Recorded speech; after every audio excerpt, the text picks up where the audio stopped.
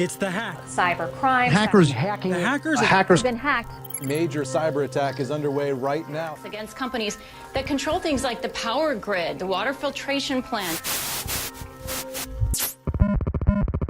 There's been an explosion in cybercrime over the past decade.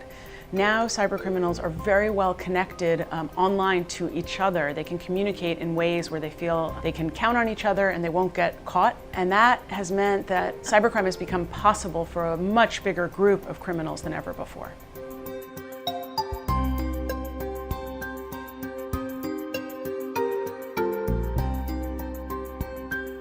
Hackers, for the most part, I would say, are regular people like you and me.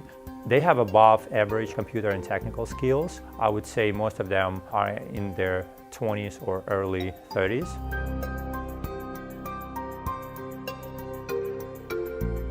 In one of the latest cases, we profiled a Russian hacker who developed a hacking software which allows you to essentially just upload a list of websites you want to scan for vulnerabilities.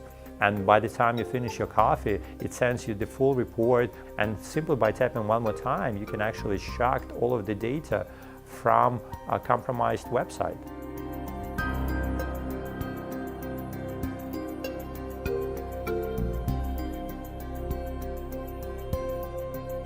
It used to be that cybercriminals targeted money and credit cards, but these days they are targeting companies' intellectual property.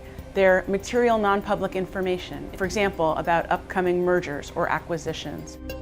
A lot of Fortune 500 companies, they already have very good security hygiene, and criminals know that. So instead of going after high-profile targets, they pick in much more easily hackable middle-level companies. However, as we know, criminals also use chain of suppliers to hack into Fortune 500 companies. They can find out which smaller supplier, for example, or vendor is working with this company. They can hack that company, and then using their information and trust between two companies, they can actually get access to a bigger corporation.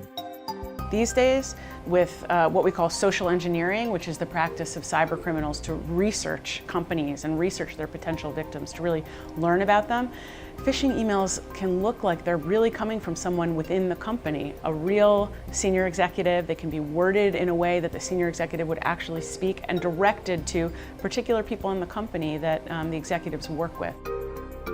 The most popular forms of hacking right now, beside phishing, is drive-by malicious advertisement campaigns, meaning when criminals actually infect some random websites, then you get infected in turn, and then they get access to all of your financial records, to your email accounts, and so on and so on.